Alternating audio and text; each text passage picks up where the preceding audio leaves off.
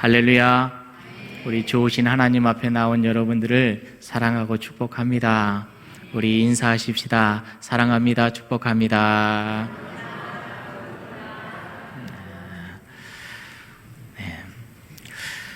사랑이 많은 사람들에게 특징이 있는데 얼굴이 밝다라는 거예요. 옆에 분들 한번 봐보세요. 밝은지 어두운지. 빛이 납니까? 우리 인찬이, 의찬이도 그냥 얼굴빛이 환하게 빛나는 것 같고, 다들 빛납니다.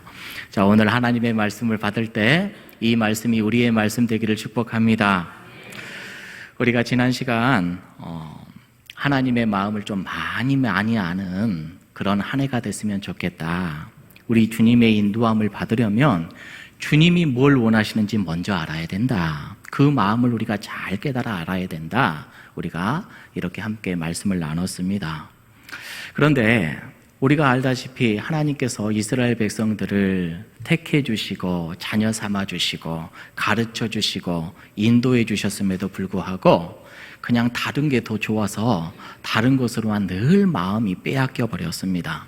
그 결과가 어떻게 됐는지 아시지요? 북이스라엘이 아수르라는 나라에 망해버렸습니다. 그렇게 돌아오라 외쳤는데 남유다는 어떻게 됐을까요? 남유다도 망해요. 남유다도 망해요. 오늘 말씀은요, 이 남유다가 이제 망하는 그런 과정, 그런 마지막 부분, 그런 상황에서 에스겔이라고 하는 선지자가 하나님의 백성을 향한 이 말씀을 우리가 오늘 함께 봤습니다. 이미 유다도 거의 끝나버렸습니다. 이미 유다가 끝났다라고 말씀을 드리는 건 여러분들 잘 아시다시피 우리 예수님이 오시기 전, 주전이라고 그러죠. 주전 605년에 유다 백성들이 첫 번째 포로로 끌려갑니다. 바벨론에 의해서요. 그때 첫 번째 포로로 끌려갔던 사람들 중에 우리가 기억하는 사람이 다니엘이라는 사람이 있었죠. 그리고 597년에 두 번째 포로로 끌려가게 되는데요. 유다 왕이 총 23명이었거든요. 이 23명 왕 중에 22번째 왕이었던 여호야긴, 이 왕도 함께 끌려가요. 왕이 끌려갔다라는 것은 망했다라는 거죠. 왕이 다른 나라의 포로로 끌려갔다라는 것은 그 나라가 희망이 없다라는 겁니다. 그때 왕과 함께 포로로 끌려갔던 제사장이 한 사람이 있었는데 그 제사장이 누구였냐면 오늘 말씀의 에스겔이에요. 이 에스겔이요, 포로로 끌려간 지 4년이 지나서 593년에 그발 강가, 그러니까 여러분들이 알고 있는 유프라테스 강의 지류죠. 그 그발 강가에는 유대인들이 포로로 끌려와서 정착하여 살고 있는 유대인 정착촌이 있어요. 끌려왔던 포로들이 거기서 살아갑니다. 그곳에서 이 에스겔이 애언을 시작을 합니다. 그게 바로 오늘 말씀의 배경이 되는 겁니다. 자, 에스겔서를 보면요, 여호와의 임재라는 단어가 굉장히 많이 나와요. 자, 오늘 말씀 본문뿐만이 아니라 에스겔 1장에서부터 여호와의 임재, 이 말이 나오는데요. 자, 1장 1절부터 한번 확인을 한번 해볼까요? 자, 1장 1절에 보니까 30째 해 넷째 달 초닷새에 내가 그발 강가 사로잡힌 자 중에 있을 때에 포로로 지금 사로잡혀 있는 겁니다. 많은 사람들이 끌려갔어요. 2절에 보니까요, 왕도 끌려갔습니다. 자, 그런데 그때 하늘이 열려요. 1절에 보니까 하늘이 열리고 하나님의 모습이 에스겔에게 보이기 시작합니다. 2절, 여호야긴 왕이 사로잡힌 지 몇 년이에요? 5년, 초닷새라. 갈대아 땅 그발 강가에서 여호와의 말씀이 부시 아들 제사장 나 에스겔에게 특별히 임하고, 빨간 글씨 읽어볼까요? 시작. 여호와의 권능이 내 위에 있으니라. 아멘. 여러분, 말씀드렸다시피 남유다도 그렇고 북이스라엘도 그렇고 우리 하나님께서 그들을 택하여 주시고 길러주시고 가르쳐 주시고 치료해 주시고 세워주시고 선한 길로 인도하여 주신 분이 누구예요? 우리 하나님이신데 세상이 좋다고, 바알이 좋다고, 우상이 좋다고, 내 뜻대로 사는 것이 좋다고, 하나님의 말씀에 예면하고 하나님의 뜻에 예면하고 자꾸 내 갈 길로 가는 겁니다. 하나님께서는 수도 없이 많은 종들을 보냈어요. 그렇게 살아가다가 너희들 다 망한다고 애끓는 마음으로 지난주에도 어찌할꼬 하면서 우리 하나님께서 기다려주시고 또 기다려주셨거든요. 그런데 그들의 결국의 모습을 보니까 징계를 받아 포도로 끌려와 버리는 그런 상황에 와버렸습니다. 지금 암흑과 같은 시간을 보내고 있는 겁니다. 이 상황 가운데 이스라엘 백성들은 느끼는 거예요. 정말로 망했구나. 정말로 망했구나. 우리에게는 소망이 없구나. 이제 우리에게는 소망이 없구나. 슬픔으로, 절망으로 가득한 시간을 보내고 있는 그런 생활을 하고 있는 겁니다. 그런데 망한 줄만 알았어요. 소망이 없는 줄만 알았어요. 그런데 오늘 에스겔을 통하여서 다시금 하늘이 열려요. 하늘이 열리고 하나님의 임재, 하나님을 보게 되는 놀라운 역사가 에스겔서에 기록이 되어져 있어요. 사랑하는 성도 여러분, 우리는 그렇게 살아갑니다. 할렐루야. 다 망한 것 같아도, 소망이 하나도 없는 것 같아도 우리 하나님께서는 하늘을 여시고 또 우리들을 만나주셔요.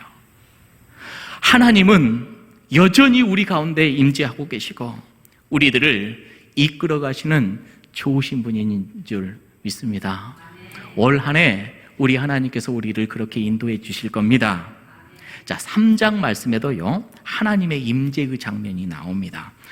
에스겔 3장 14절의 말씀 보니까 주의 영이 나를 들어 올려 데리고 가시는데, 말씀드렸다시피 성도들은 저렇게 살아간다니까요. 우리 주님의 영이 나를 막 이끌어 주셔요. 할렐루야. 우리 주님의 영이 충만하여서 정말로 우리가 저렇게 살아갔으면 좋겠어요. 자, 에스겔에게 주의 영이 임했어요. 그리고 들어 올려 데리고 가시는데 내가 근심하고 분한 마음으로 가니. 왜 근심하고 분한 마음이에요? 지금 상황이 근심할 수밖에 없어. 포로로 있기 때문에. 얼마나 포로 생활이 힘들고 얼마나 힘들게 하고 억울하게 하든지 분한 마음으로. 그런데 여호와의 권능의 힘이 나를 감동시키더라. 그 다음 말씀 보니까 이에 내가 델 아빕에 이르러 그래요. 델 아빕에 이르러. 델 아빕이 뭘까요? 델 아빕. 여러분들 이스라엘에 가면요, 도시 중에 하나가 어떤 도시가 있냐면 델 아비브라는 도시가 있습니다. 이 델 아비브라는 도시는 어떤 도시냐? 과거에 이스라엘 백성들이 포로로 끌려가서 델 아비브라는 곳에 살았거든요. 포로 생활했어요. 우리 절대 그거 잊지 말자 해가지고 그 이름을 따다가 이스라엘의 도시를 하나 만들었는데 델 아비브라는 이런 도시입니다. 자, 그래서 절대로 우리 포로 생활 잊지 말자. 델 아빕, 그렇습니다. 자, 그 사로잡힌 백성 곧 그발 강가에 거주하는 자들에게 나아가 그 중에서 두려워 떨며 7일을 지내래라. 하나님의 권능이, 하나님의 임재, 하나님의 영광이 힘있게 에스겔을 들어 올렸는데요, 동시에 두려워요. 그발 강가에 거주하는 자들에게 나아가 그 줄 중에서 두려워 떨며 7일을 지냈다. 얼마나 그곳 생활이 힘든지, 포로 생활이 얼마나 힘든지 두려워서 떨었다. 이렇게 이야기를 합니다. 여러분, 여호와 하나님께서 그 두려웠던 델 아빕, 이 델 아빕이라는 이 말은요, 델 언덕이라는 뜻이고요, 아빕, 이게 무슨 뜻이냐? 파멸이라는 뜻이에요. 파멸의 언덕이다. 이곳이 어떤 곳이냐면요, 유다 백성들을 포로 생활하고 정착 좀 딱 만들어 놓았는데 그 그발강가 옆입니다. 그발강가, 시시때때로 홍수가 나요. 싹 다 쓸어버립니다. 그래서 그곳의 지명 이름이 뭐예요? 델 아빕. 너희들 여기서 한번 살아봐라. 조금만 살려고 뭔가 갖추어지면 싹 쓸어버리고, 조금만 살려고 하면 싹 쓸어버리고, 싹 쓸어버리고, 싹 쓸어버리고. 살 수가 없는 거예요. 살 수가 없는 거. 바벨론 사람들이 힘들게 해서 살 수가 없고, 자연이 힘들게 해서 살 수가 없고, 도무지 소망이 없는 겁니다. 그래서 그곳은 파멸의 언덕이다. 이 파멸의 언덕에서 지금 살아가고 있는데 에스겔에게 또 한 번 하나님의 임재가 임하지요. 그래서 오늘의 말씀, 마른 뼈 골짜기로 하나님께서 또 에스겔을 이끌어 나아갑니다. 자, 오늘 본문 1절을 보니까 그의 영으로 나를 데리고 가서 골짜기 가운데 두었는데 뭐가 가득해요? 뼈 조각들이 가득합니다. 얼마나 뼈들이 많은지 몰라요. 하나님께서는 에스겔을 뼈들이 가득한 곳으로 옮겨 놓으십니다. 그리고 2절, 그 뼈 주위를 지나가게 하세요. 사방으로 지나가게 하고 실질적으로 한번 봐봐. 본즉 그 뼈가 어떻게 돼 있어요? 힘이 많아요. 너무 많아요. 그리고 아주 말랐더라. 에스겔이 봤는데 너무나도 깡마른 뼈들이고 정말 많아요. 이때 하나님께서 질문을 하시죠. 인자야, 이 뼈들이 살 수 있겠느냐? 여러분, 이게 무슨 의미일까요? 인자야, 이 뼈들 살 수 있겠니? 물어봐요. 자, 이 말을 달리 해석을 해보면요, 에스겔아, 이스라엘 백성들의 상황이 지금 이렇다. 이스라엘 백성들이 다시 소송할 수 있겠느냐? 이 강력한 나라 포로로 끌려와서 너희들 살아가고 있는데, 그리고 지금 너희들이 머물고 있는 땅은 파멸의 언덕인데, 델 아빕인데, 너희 이 백성들이 여기에서 살 수 있겠느냐?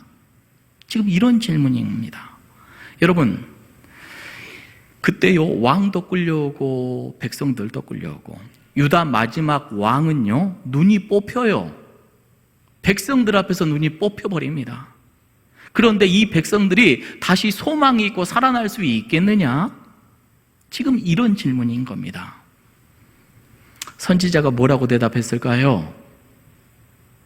아주 어정쩡하게 대답하죠. 주 여호와여, 주께서 하십니다. 딱 부러지게 네, 살 수 있겠습니다 라고도 아니고 불가능합니다 라고 말도 못하고 어정쩡해요.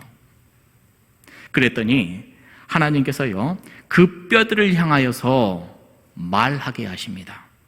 네가 뼈를 향하여서 말해라. 에스겔 37장 4절의 말씀입니다. 시작.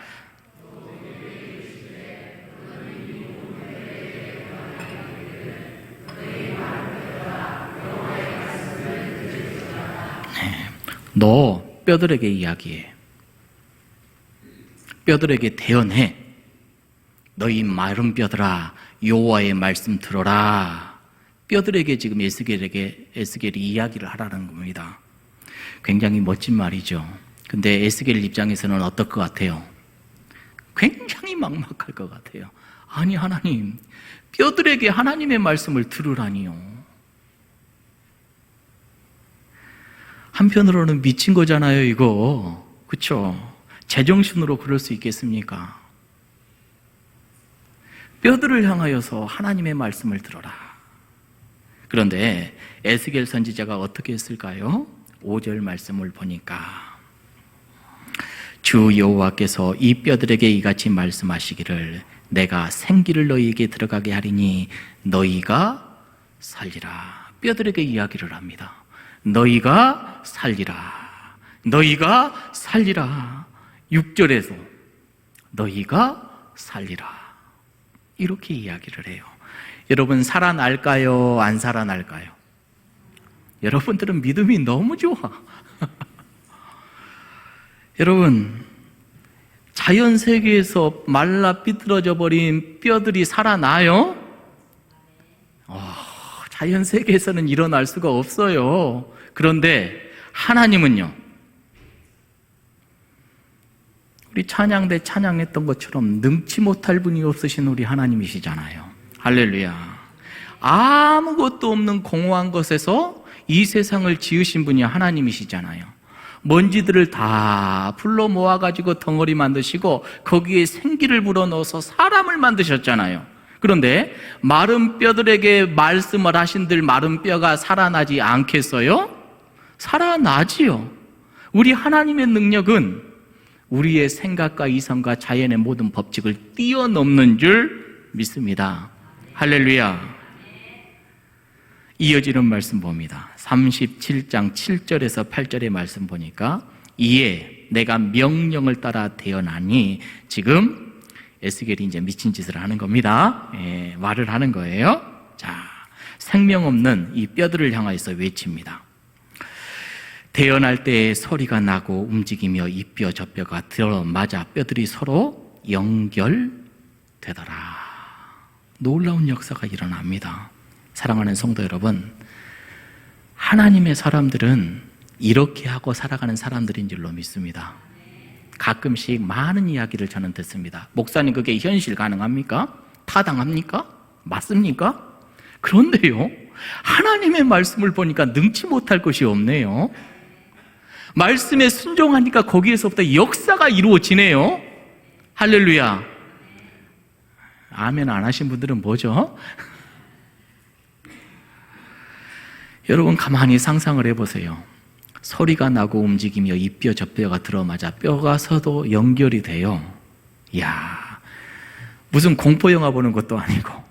8절도 한번 봐볼까요? 8절 시작.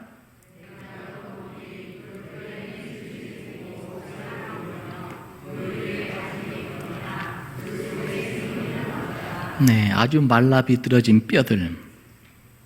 선지자가 아무리 외친들 그들이 들을 수 있는 귀가 있을까요? 귀도 없을 텐데, 그런데 이 말을 들었는지 어쨌는지 뼈들이 순종을 해요.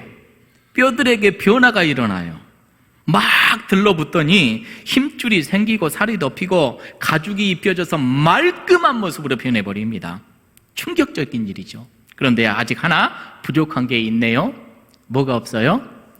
생기가 없더라. 그랬더니 여호와께서 또 에스겔에게 이야기를 해요. 9절에 보니까 인자야, 너는 생기를 향해서도 대어내라, 이렇게 이야기를 해요. 조금 전에는 마른 뼈에게 이야기하라더니 이제는 허공에다 대고 생기를 향하여서 말하라는 겁니다. 에스겔은 또 어떡하죠? 또 말씀 듣고 미친 짓을 해요.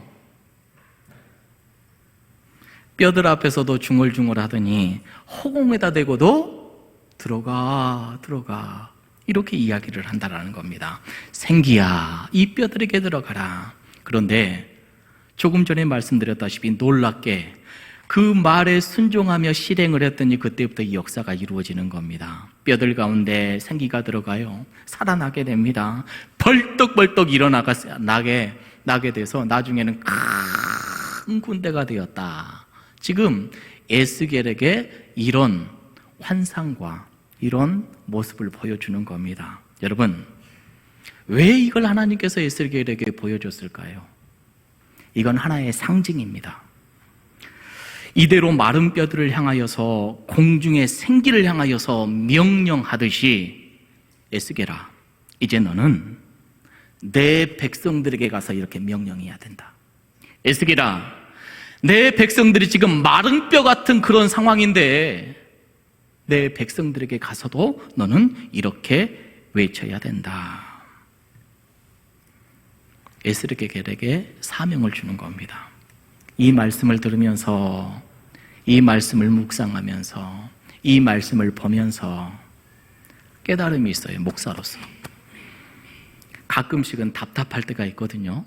말씀을 아무리 전해도 안 듣는 것 같다. 튕겨 나가는 것 같다. 말씀이 안 들어와요 하는 것 같다. 그런데 뼈들을 향해서도 외치라 하시는 하나님의 말씀에 순종하는 게 사역자구나. 안 듣는 건 여러분들의 몫입니다. 여러분, 하나님의 말씀을 잘 듣는 귀가 있기를 주님의 이름으로 축복합니다. 어디 목사뿐이겠어요.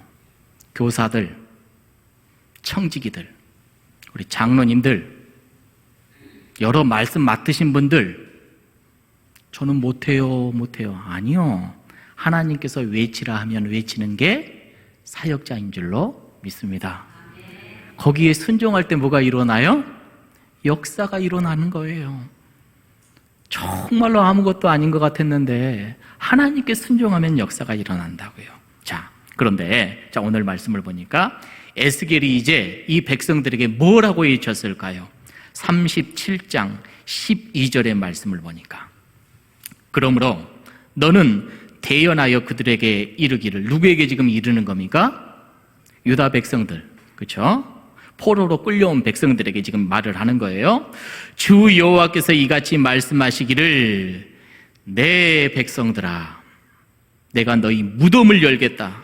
너희로 거기에서 나오게 하겠다. 너희 무덤을 내가 열어버리겠다. 그리고 거기에서 나오게 하겠다. 그리고 이스라엘 땅으로 다시 들어가게 하겠다. 나오게 하고 다시 들어가게 하겠다.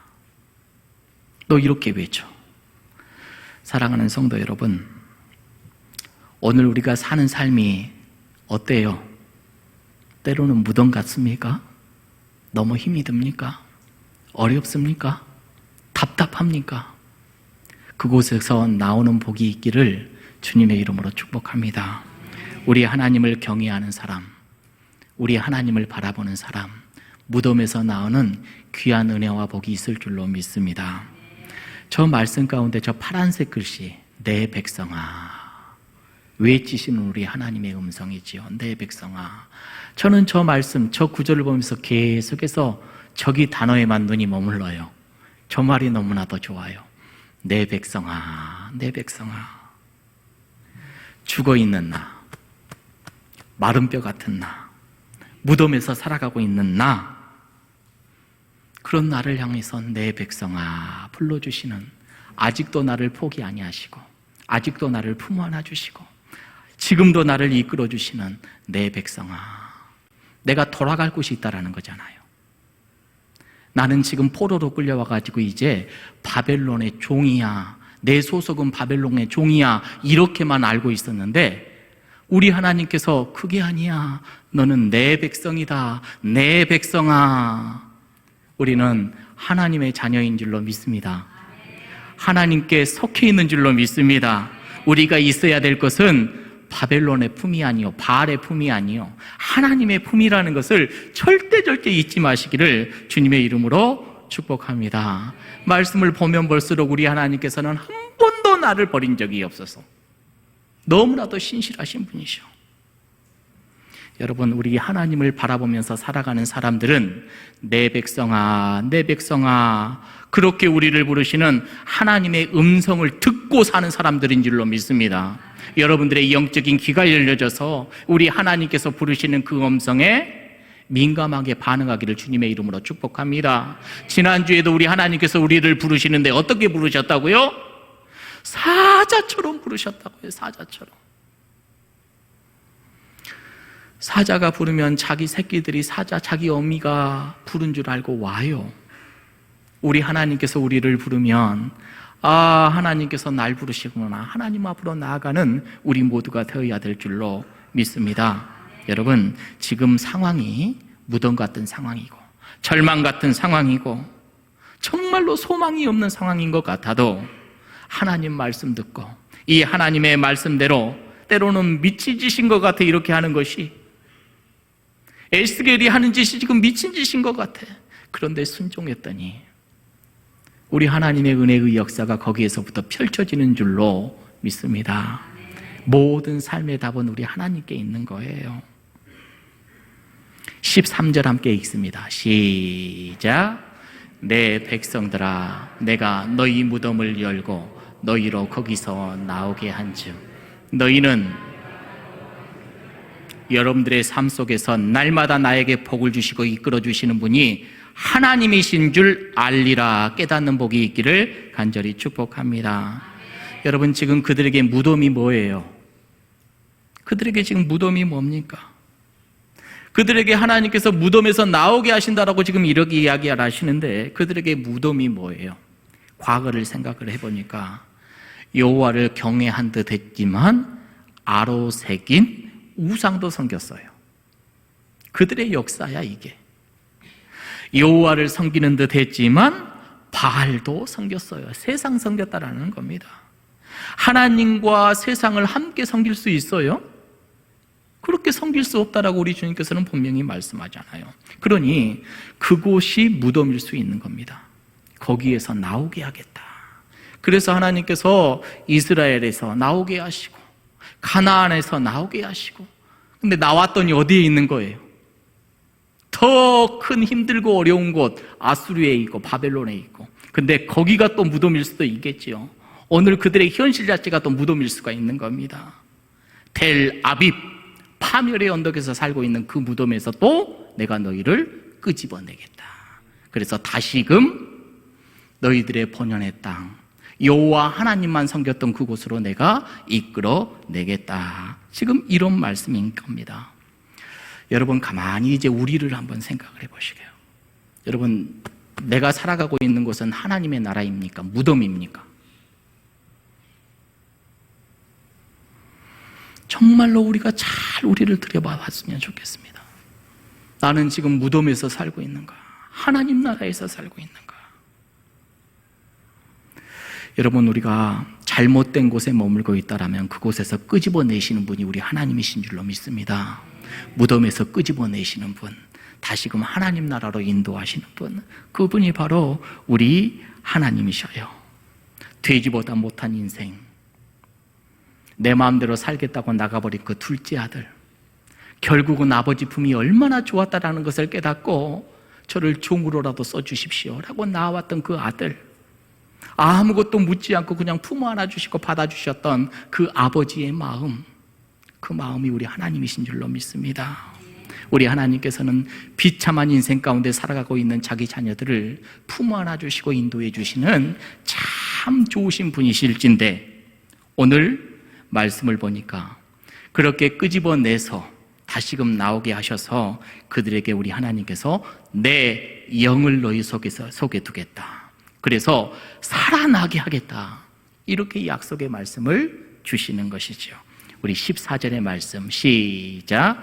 내가 또 내 영을 너희 속에 두어 너희가 살아나게 하고 내가 또 너희를 너희 고국 땅에 두리니 나 여호와가 이 일을 말하고 이룬 줄을 너희가 알리라. 여호와의 말씀이니라. 아멘. 우리는 스스로의 힘으로 살아갈 수가 없어요. 또 무너질 겁니다. 또 넘어질 겁니다. 그러니 하나님께서 그 장치를 하나 해두시는데, 하나님의 거룩하연 성신 보혜사 성령님을 우리 안에 두어서 새롭게 살아갈 수 있도록, 소망 가운데 살아갈 수 있도록, 곁길로 갈 수 없도록 날마다 내 안에서 역사하여 주시어서 우리가 바른 삶을 살아갈 수 있도록 성령님을 너희들에게 두겠다. 이렇게 말씀해 주시는 거예요. 여러분, 우리 하나님께서는요, 자기 백성들을 파멸의 언덕 델아빕 거기에 두실 수가 없는 겁니다. 다시 데리고 나오셔서 하나님의 그 아름다운 성령님을 여러분들에게 부어주시고 하나님의 자녀답게 살아가게 하기 위하여서 오늘도 바로 일하시는 분이 우리 하나님이십니다. 내 모습이 마른 뼈 같고 내 모습이 다 말라 삐뚤어져 버려서 하나님의 자녀다움이 요만큼도 없을지라도 하나님은 다시 불러주시고 성령으로 다시금 새롭게 살아갈 수 있도록 인도해 주신다고요. 여러분, 오늘도 내일도 우리는 하나님의 은혜 없이는 살아갈 수가 없습니다. 성령님의 인도함 없이는 살아갈 수 없습니다. 스스로 자신할 수가 없어요. 목회도 내 뜻대로 할 수 있는 것도 없고요. 우리 장로님들 당회를 이루면서 나아가는데 당회도 성령님의 역사함이 없으면 잘못될 수 있어요. 우리 재직회 우리 교회도 하나님의 은혜와 성령님의 간섭하심으로 날마다 세워져야 될 줄로 믿습니다. 이제 말씀을 맺습니다. 우리는 살펴보니까 늘 무덤 같은 곳을 헤매고 있었어요. 하나님을 섬긴다고 하면서도 아로새긴 것, 예쁜 것, 멋진 것, 좋아 보이는 것, 그거에 현혹돼 가지고 하나님 앞에 나아갈 수가 없습니다. 가만히 보면 에스겔에게 보여주었던 마른 뼈와 같은 모습이 바로 우리의 모습이었습니다. 저 바깥에, 겨울 바깥에 나가보세요. 빈들의 풀들이 어떻게 돼 있는지 다 말라 삐뚤어져 가지고 한 대도 사용할 수 없는 그런 풀 같은, 지푸라기 같은 인생이 바로 우리들의 모습 아닙니까? 그런데 오늘 그런 우리들을 향하여서 우리 하나님께서 또 외치십니다. 내 백성아, 내 백성아, 내 백성아, 또 외치시는 우리 하나님. 그렇게 불러주셔서 절망의 무덤에서 나오게 하시고 하나님의 거룩한 성신을 내 안에 두셔서 다시금 살아가게 하시고 그 뼈가 군대가 되었던 것처럼 우리 새소망교회 모든 권속들이 하나님의 십자가 군대가 되는 줄로 믿습니다. 올 한 해 우리 하나님의 부르심에 민감하시는 저와 여러분들 되기를 축복합니다. 하나님, 약속하신 성령님이 내 안에 가득 역사하여 주시어서 충만케 하여 주시옵소서. 성령이여 역사하여 주시어서 하나님의 뜻을 분별하게 해주시옵소서. 성령이여 역사하게 해주시어서 악한 영을 이길 수 있게 해주시옵소서.